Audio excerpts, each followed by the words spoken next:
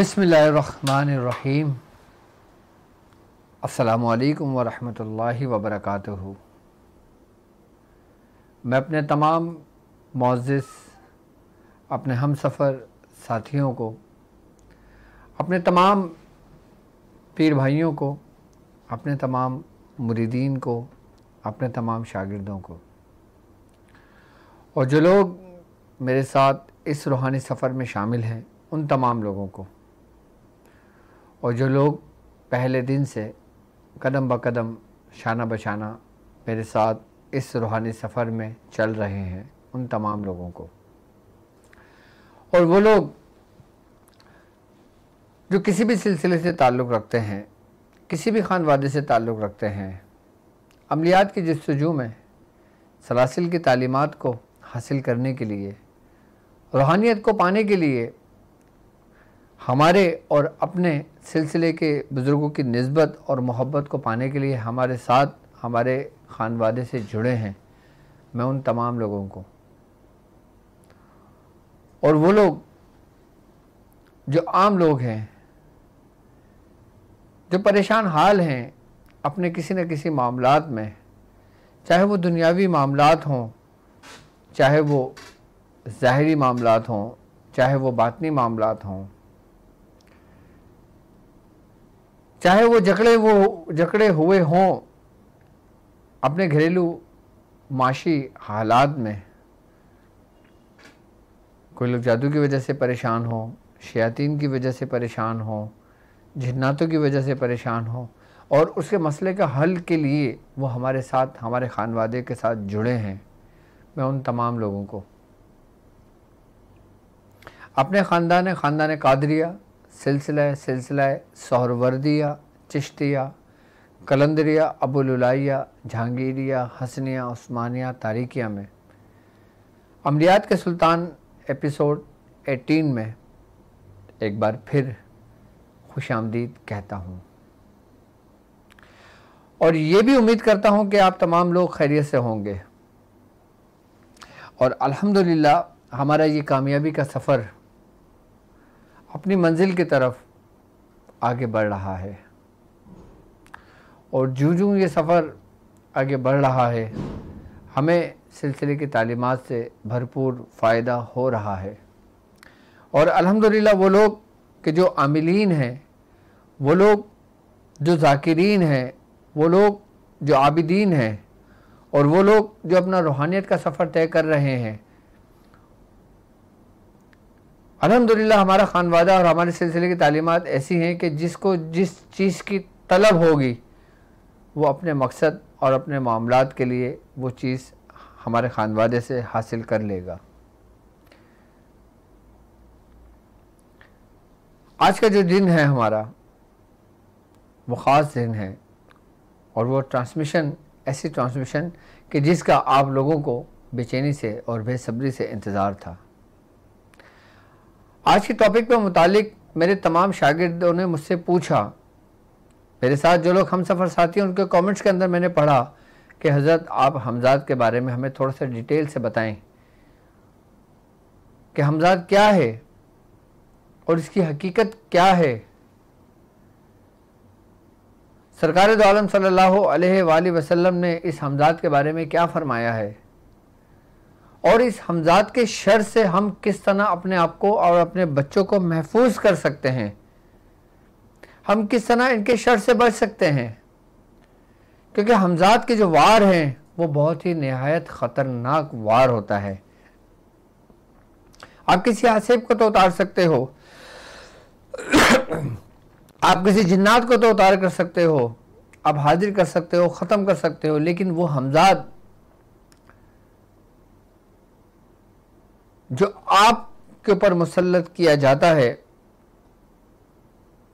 किसी न किसी वजूहात की बिना पर, या जादू की वजह से, या शयातीनों की वजह से, या फिर आपके हासिदीन की वजह से, तो उसका तोड़ और उतार करना बहुत मुश्किल होता है। तो आज मैं उसके तरीक़ेकार भी बताऊंगा कि किस तरह हम खुद को और अपने बच्चों को इन शयातीनों हमज़ाद से हम बचा सकते हैं, महफूज कर सकते हैं। और फिर वो आमिलीन हज़रात, वो लोग कि जो लोग मेरे साथ इस रूहानी सफ़र में शामिल हैं, जो लोग रूहानी मुअल्लिज हैं, जो लोग बाकायदा तौर पर रूहानियत का काम सीख रहे हैं, मैं उनको आज ऐसा तरीक़ेकार भी तालीम करूँगा कि जिसके ज़रिए वो अपने हमज़ात को भी कंट्रोल कर सकते हैं, अपने हमज़ात को काबू कर सकते हैं, और उसके साथ फिर वो उसी हमज़ात के ज़रिए काम भी ले सकते हैं। क्या हमज़ात से काम भी लिया जा सकता है? लोग मुझसे पूछते हैं। अगर काम लिया जा सकता है तो किस तरह लिया जा सकता है, कैसे लिया जा सकता है? आज की जो ट्रांसमिशन है हमारी वो इंशाअल्लाह इसी पर होगी। सबसे पहले आप हमज़ात को समझने की ज़रूरत है कि हमज़ात है क्या। हज़रत अब्दुल्ला इब्न मसूद रज़ी अल्लाह ताला अन्हु से रिवायत है कि आपने पूछा, सरकार दो आलम सल्लल्लाहु अलैहि वसल्लम ने फरमाया कि हर एक आदमी के साथ एक करीन पैदा होता है। करीन असल में हमज़ात को करीन कहा जाता है, अरबी में उसको करीन कहते हैं। आपने फरमाया कि करीन पैदा होता है, तो साहबा ने फरमाया या रसूल अल्लाह कि क्या वो हमज़ात आपके साथ भी पैदा हुआ था? आपने फरमाया हाँ, मेरे साथ भी पैदा हुआ था, लेकिन वो मुझ पर इस्लाम ले आया, वो मुझ पर ईमान ले आया। अब वो मुझे सिर्फ अच्छाई की तरफ लेके जाता है, वरना हमज़ात का बेसिकली जो काम है वो इंसान को गुमराह करने का है। अब हमज़ात तो पता चल गया, हमज़ात को करीन कहते हैं, लेकिन ये है क्या? हमारे जिस्म में इसका क्या ताल्लुक है? कि जिस तरह मैंने आपको बताया कि रूह और जिस्म, यानी कि जिस्म पैदा हुआ, अब रूह उसमें फूंकी गई, बच्चे ने आँख खोली, इंसान ने आँख खोली, तो रूह और जिस्म के मिलाप से नफ्स पैदा हुआ। अब नफ्स क्या है? नफ्स की हालतें हैं, नफ्स अम्मारा है, नफ्स लवामा है, नफ्स मुल्हमा है, नफ्स मुतमइन्ना है।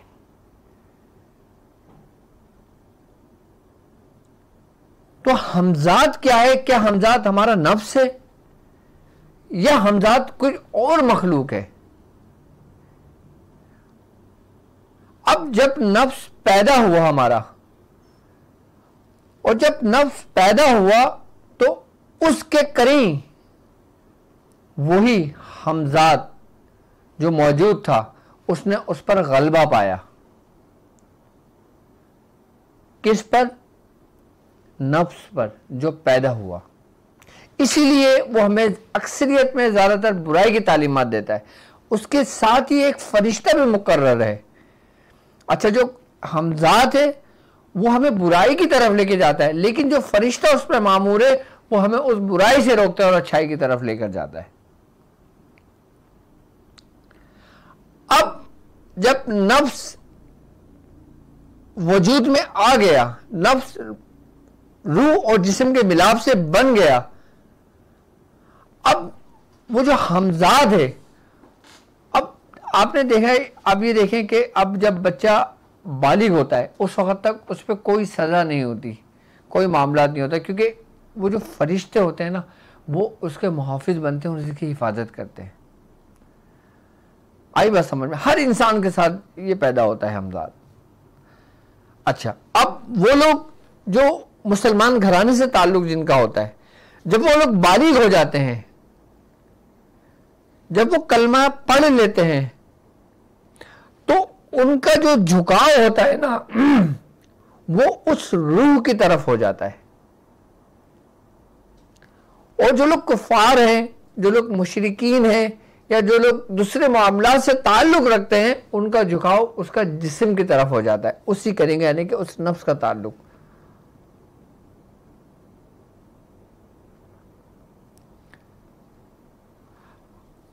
अब मुसलमान जो होते हैं, जो ईमान रखते हैं, जो कलमा पढ़ते हैं, नमाज पढ़ते हैं, रोज़ा रखते हैं, हज करते हैं, कुरान की तिलावत करते हैं, कलाम इलाही पढ़ते हैं, अच्छा, उनका जो नफ्स होता है ना वो दो हिस्सों पर मुश्तमिल होता है, यानी कि दो रास्तों में डगमगाता है। कभी उसका झुकाव इंसान के जिस्म की तरफ होता है, कभी उसका झुकाव रूह की तरफ होता है। जब रूह की तरफ होता है तो ये रूहानियत की तरफ चला जाता है, और जब जिस्म की तरफ होता है तो दुनियावियत की तरफ चला जाता है। लेकिन वो कुफार और मुशरिकीन, वो लोग कि जो इस्लाम नहीं लाए, जो इस्लाम में दाखिल नहीं हुए, उनका टोटली झुकाव जो होता है ना वो जिस्म की तरफ होता है, इसलिए उनमें नूर नहीं होता। इसलिए उनका जो हमजाद होता है ना वो बहुत ताकतवर, बहुत खतरनाक होता है।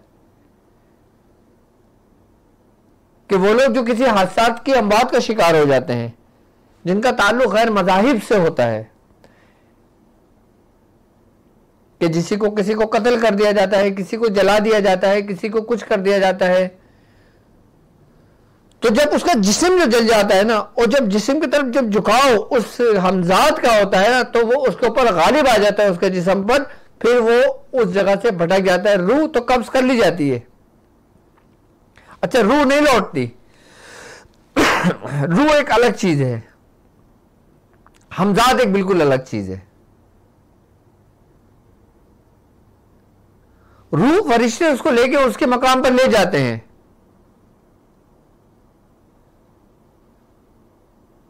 अगर कोई नेक बंदा था तो उसकी रूह मकाम अच्छी जगह पे चली जाती है, और जो अच्छा बंदा नहीं था, जो दूसरे मामला से जिसका ताल्लुक था, उसकी रूह दूसरे मकाम पे चली जाती है, रूह को कैद कर दिया जाता है। लेकिन जो हमजाद वो जो भटक जाता है ना, फिर वो तबाही मचाता है, फिर वो आम लोगों को तंग और परेशान करता है। आप देखेंगे ये मामलात आपको सबसे ज्यादा मिलेंगे उन बैरूनी ममालिक के अंदर, और वहां पे कुछ ऐसे हादसा भी होते हैं। फिर वो जब यहां से कोई शख्स हिजरत करके बैरूनी ममालिक जाता है तो जाहिर सी बात है वो घर लेगा, घर में रहेगा। अब वो घर जिसका होगा वो घर भी मुतासिर होता है, या उस घर में किसी की अमवात हुई होती है तो उसका हमजाद वहां मौजूद होता है जो तंगो परेशान करता है। फिर लोग समझ लेते हैं कि हम पे किसी ने जादू कर दिया।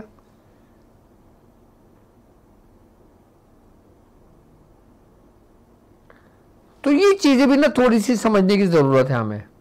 इसलिए हम जब जाते हैं तो सबसे पहले क्या करते हैं, उस घर में कुरान खानी करते हैं, या कुरान पढ़ते हैं, या तिलावत करते हैं, या हम नमाज पढ़ते हैं, या हम पानी जो भी कुछ कलाम लाइव पढ़ते हैं हम उसको पानी छिड़कते हैं। तो इसकी बरकत से इस घर के अंदर जो शयातीन होते हैं, जो हमजाद होते हैं, जो दूसरे मामलात होते हैं, वो सब के सब उस घर से निकलने शुरू हो जाते हैं। अब जिस घर में, एक घर ऐसा लेंगे जिसमें रोजाना नमाज पढ़ी जाती है, और एक घर ऐसा लेंगे जहां नमाज ही नहीं पढ़ी जाती, उस घर में और इस घर में जमीन आसमान का फर्क होगा।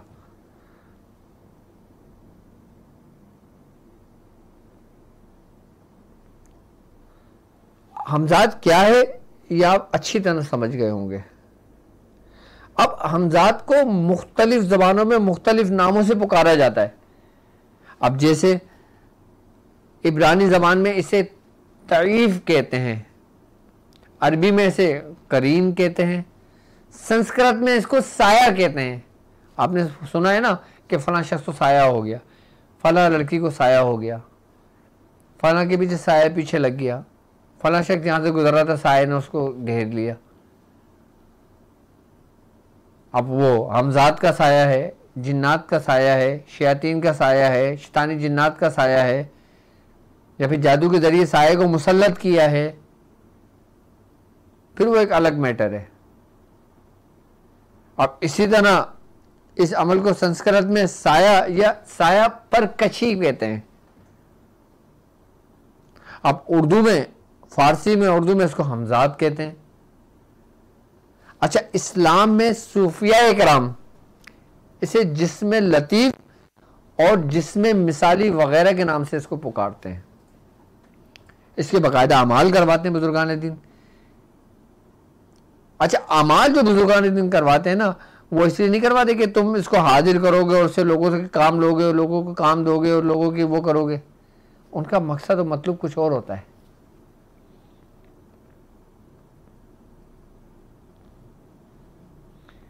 जिसके कंट्रोल के अंदर ये हमजाद आ जाता है, जो नफ्स से ताल्लुक रखता है, नफ्स से उसका ताल्लुक ऐसा है कि जैसे आपने दिल देखा ना, कल्ब। अब कल्ब के अंदर एक धड़कन है।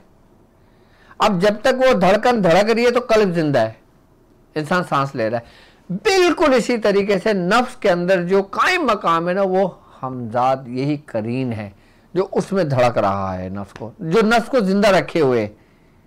वरना नफ्स कहते हैं बुजुर्गान दिन कि सारी जिंदगी इंसान रियाजत कर ले, नफ्स मुर्दा नहीं होता, लेकिन नफ्स कमज़ोर लागर ज़रूर हो जाता है।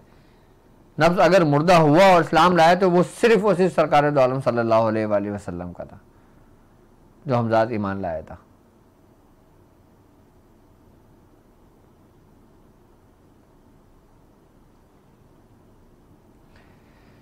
कि उस करीम का मकाम हमारे नफ्स में बिल्कुल उसी के मुतरादिफ है कि जैसे कल्ब में हमारी धड़कन।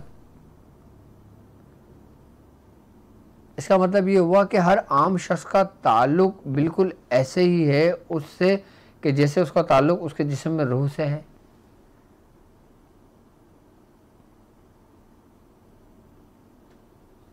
इसीलिए बुजुर्गान दीन ने मुख्तलिफ नफ्स कशी करने के तरीक़ेकार समझाए हैं। इसलिए बुजुर्गान दीन ने अपने मुरीदों को, अपने शागिर्दों को मुख्तलिफ तरीक़ेकार समझाए कि तुम ये परहेज़ करो, तुम ये परहेज़ करो, तुम ये काम नहीं करो, तुम वो काम नहीं करो। सिर्फ किस लिए? हमारी अपनी इस्लाह के लिए कि हमारा नफ्स लागर और कमज़ोर हो, यानी कि जो हमजाद है ना हमारे अंदर का, वो कमज़ोर और लागर पड़ जाए। जब वो कमज़ोर और लागर पड़ जाता है फिर हम उस पर गिरफ्त आसानी के साथ कर सकते हैं, उससे पहले हम कुछ नहीं कर सकते। अब मैं आता हूं दूसरी जानिब कि जो सिफलीगर लोग होते हैं, जो जादूगर लोग होते हैं और जिनका ताल्लुक हमारे दीन से नहीं है, हमारे इस्लाम से नहीं है, जो गैर मजहब से ताल्लुक है जिनका, और जो या मुसलमानों का लिबादा ओढ़ कर जादू करते हैं और मुसलमानों के दरमियान है, मैं उनकी बात करता हूं। अब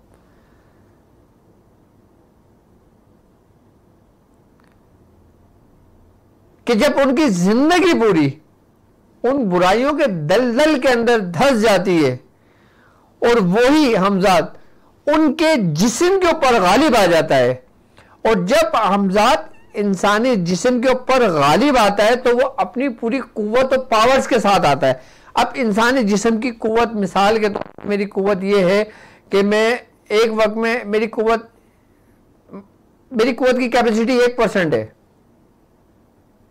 लेकिन उस हमजाद की कुव्वत की कैपेसिटी 100% है, बल्कि इससे भी ज्यादा है। यहां तक कि बुजुर्गान दीन फरमाते हैं कि हमजाद की कुव्वत और पावर का अंदाजा इस बात से लगाया जा सकता है कि इंसानी जिस्म जितनी देर में एक पलक झपकती है, इंसानी जिस्म की आंख जितनी देर में पलक झपकती है, उतनी देर के अंदर ये हमारे अंदर जो करीन है, जो जिस्म पे गलबा कर गया है, ये दुनिया के एक सिरे से दूसरे सिरे पे पहुंच जाता है। कितनी कुव्वत होगी इसकी, कितनी पावर्स होगी इसकी। हमजाद को हमने नजरअंदाज किया हुआ है, जबकि हमजाद रूहानियत की दुनिया में, अमलियात की दुनिया में वो कुव्वत का मजमुआ है ना जो किसी शयातीन में नहीं है।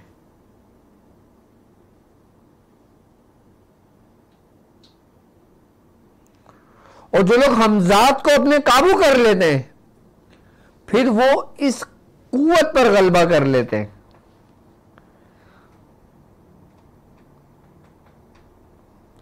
अब आप ये देखें कि इसकी कुव्वत कितनी है कि पलक झपकने से दुनिया के एक सिरे से दूसरे सिरे पे पहुंच गया। अब समझने वाली बात है, ये कुव्वत एक करीन की है तो आपकी रूह की कुव्वत क्या होगी? फिर रूह की कुव्वत के आगे इसकी कुव्वत ऐसी है कि जैसे हमारे जिस्म में आग झपकी, ये हमारी जाहिरी कुव्वत है और वो करीन जो एक सिरे से दूसरे सिरे पहुंच गया।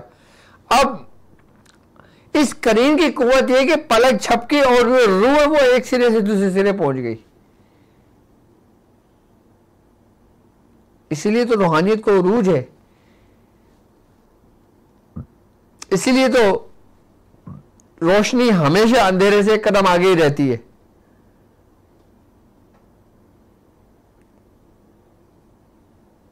इसलिए तो कहते हैं कि नेकी बदी साथ साथ है, अच्छाई बुराई साथ साथ है, अंधेरा रोशनी साथ साथ है, दिन और रात साथ साथ है। क्यों सरकार दो आलम सल्लल्लाहु अलैहि वसल्लम का फरमान है, आपने फरमाया कि जब सूरज गुरूब हो जाए तो तुम अपने घर के बर्तनों को ढाक दो, गिलास को, खाने के बर्तनों को औंधा करके रख दो, कि उस वक्त शैतान आजाद कर दिए जाते हैं। और जब वो आजाद कर दिए जाते हैं तो वो कहां होते हैं? वो उनका गुजर हमारी राह गुजरों से होता है, लेकिन हमारे और उनमें फासला है,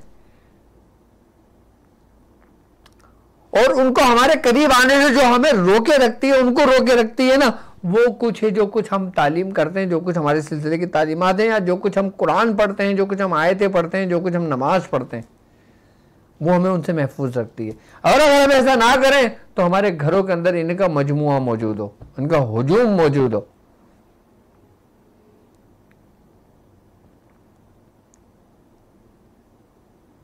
और वो जादूगर हजरात, वो सिपलीगर लोग के जो जादू करते हैं, वो उन शिरकिया कलमात के जरिए कि जो उनका करीन उनके जिस्म पर गालिब आता है, फिर वो उसको हाजिर करके अपने रूबरू करते हैं, फिर वो उसको चंद पैसों के एवज लोगों पर मुसल्लत करते हैं। अपनी ताकत की घुमंड में, अपने ताकत के जोम में फिर वो ये काम कर करके दिखाते हैं।